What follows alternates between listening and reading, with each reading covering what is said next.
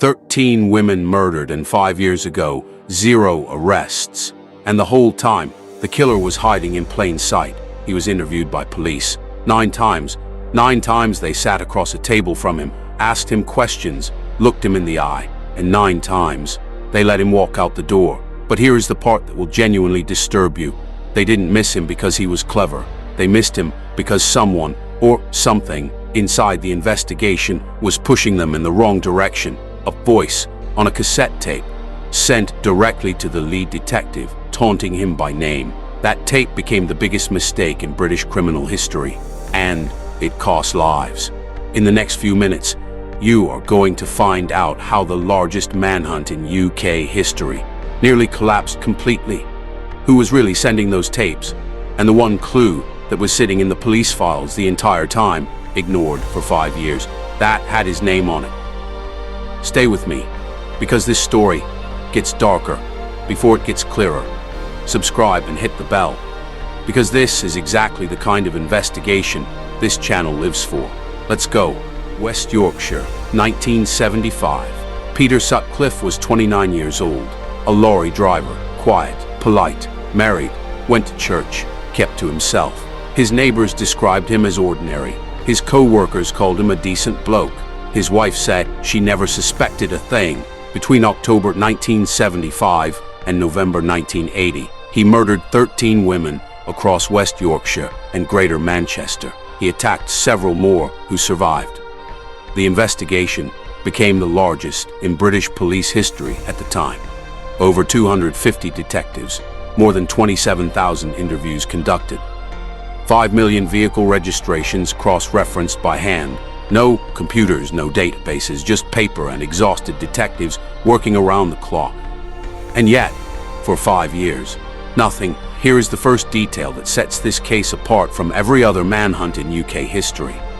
The police weren't just failing to catch him. They were being actively misled.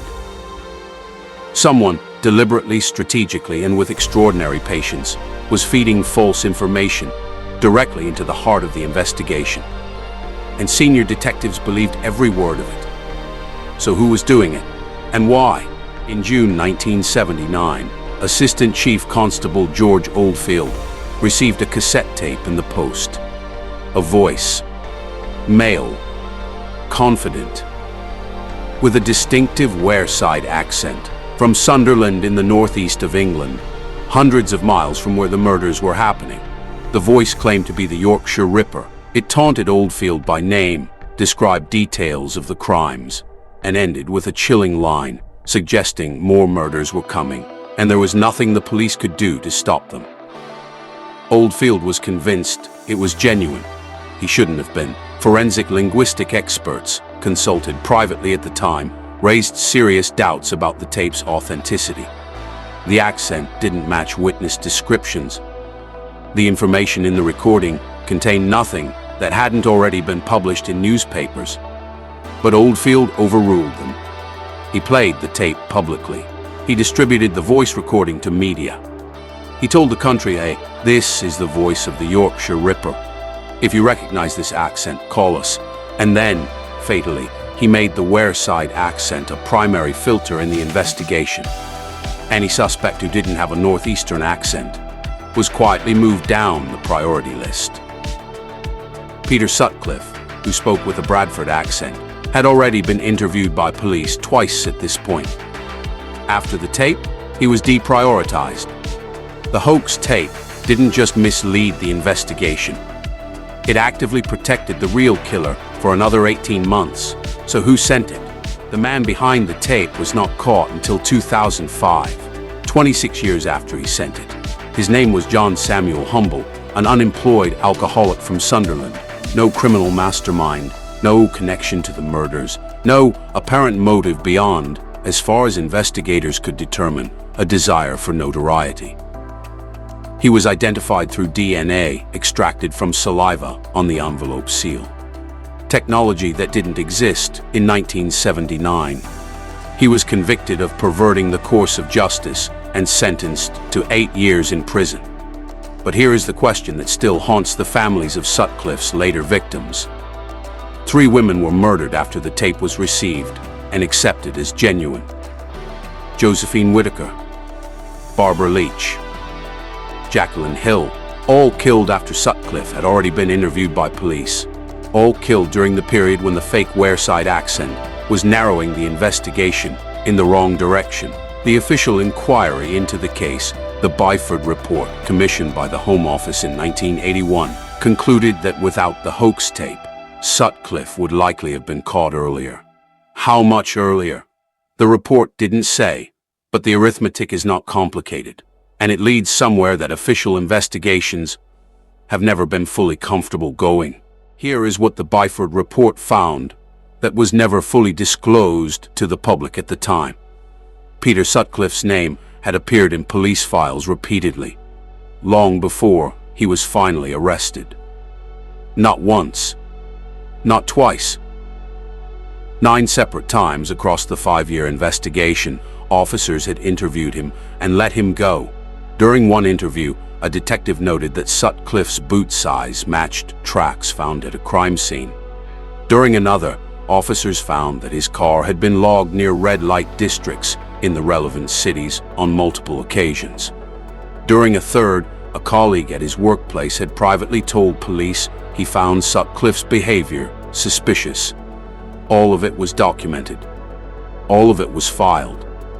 None of it was connected, because the investigation had grown so enormous: 27,000 interviews, 5 million vehicle records, mountains of paper cross-referenced by hand. That information was literally getting lost inside the system designed to find it. Sutcliffe was finally arrested on the 2nd of January, 1981. Not because of a detective breakthrough, not because of a tip-off, not because of any piece of the enormous investigation finally clicking into place. He was stopped by 2 uniformed officers in Sheffield on an unrelated matter, a routine check of a car parked in suspicious circumstances. One officer noticed the number plates were false. They arrested him on the spot. Within 24 hours, after a search of the area where he'd been parked, turned up a hammer and a knife he'd discarded. When he realized he was being stopped, Sutcliffe confessed. The largest manhunt in British police history was ended by 2 officers on a routine patrol who had no idea who they were talking to.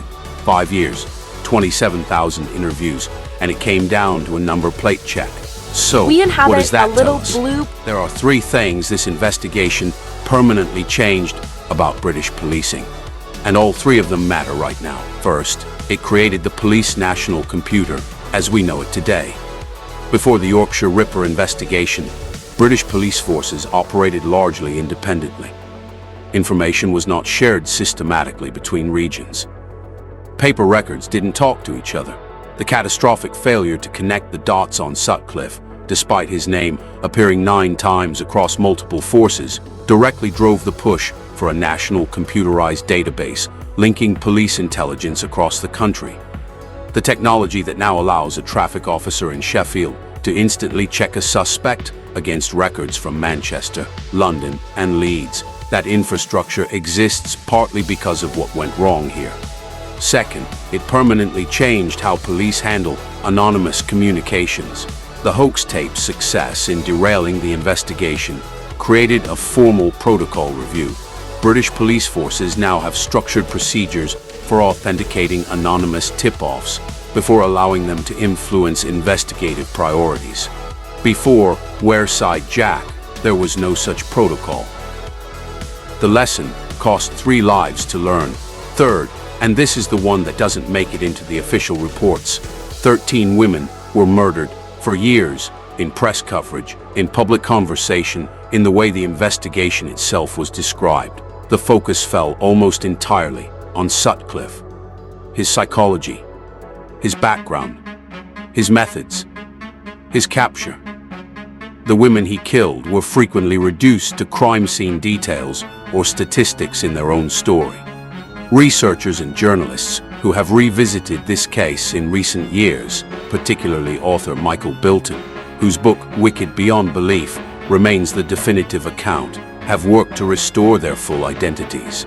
Wilma McCann, Emily Jackson, Irene Richardson, Patricia Atkinson, Jane MacDonald, Jean Jordan, Yvonne Pearson, Helen Ritka, Vera Millward, Josephine Whitaker, Barbara Leach, Marguerite Walls, Jacqueline Hill. 13 names, 13 lives, not 13 victims, 13 people. Before we wrap up, there is one final detail that official accounts have never fully addressed. Here is what the Byford Report contained that was kept classified for over 20 years. The Home Office commissioned the report in 1981, immediately after Sutcliffe's conviction, as an internal review of everything that went wrong. The report was not published publicly until 2006. 25 years after it was written, the sections that were released confirmed the catastrophic failures around the hoax tape, confirmed the missed opportunities, confirmed that Sutcliffe should have been caught earlier. But certain sections of the Byford Report remain redacted to this day. Their contents have never been publicly disclosed. Official reason: protecting the privacy of individuals named within, which is a reasonable explanation. But researchers who have spent years examining this case have consistently noted that the redacted sections correspond to passages dealing with how the investigation was managed at a senior level, and specifically with decisions made about which leads to pursue and which to deprioritize. Nobody is alleging a cover-up in the criminal sense, but a full accounting of exactly why 9 separate police contacts with the actual killer produced 0 result. That accounting has never been fully made public. 13 women were murdered. Their families are still waiting for a complete answer. We started this video with a killer interviewed 9 times. The real question was never how he evaded capture. It was why the system that should have caught him was allowed to fail so completely, and whether anyone has ever been fully held accountable for that. 5 decades later. Not entirely. Let's bring it all together. Peter Sutcliffe murdered 13 women across 5 years. He was interviewed by police 9 times and released. A hoax cassette tape sent by an attention-seeking man with no connection to the crimes derailed the entire investigation for 18 months and likely cost 3 additional lives. Sutcliffe was finally caught not by detective work, but by a routine number plate check, and sections of the official government review into the investigation's failures remain classified to this day. This was not a story of a brilliant killer outrunning brilliant investigators. It was a story of institutional failure, at scale, over years, with real human consequences that were never fully accounted for. If this kind of deep investigative history is what brings you back, subscribe right now and hit the notification bell. This channel goes exactly here every single week.